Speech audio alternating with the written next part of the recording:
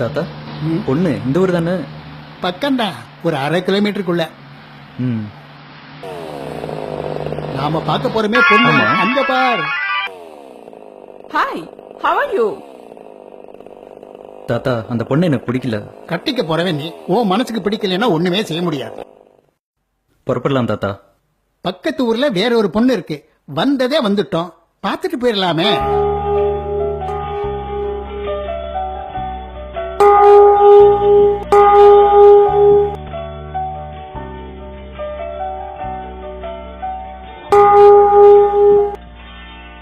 தாத்தா இந்த பொண்ணு எனக்கு ரொம்ப பிடிச்சிருக்கு. அவங்க அப்பா அம்மா கிட்ட பேசி சம்மதம் வாங்குங்க. கல்யாணம் பண்ணா இந்த பொண்ணு தான் கல்யாணம் பண்ணுவேன். அப்படி இல்லன்னா லைஃப் லாங் பேச்சுலர் தான். அந்த பொண்ணு யார் தெரியுமா?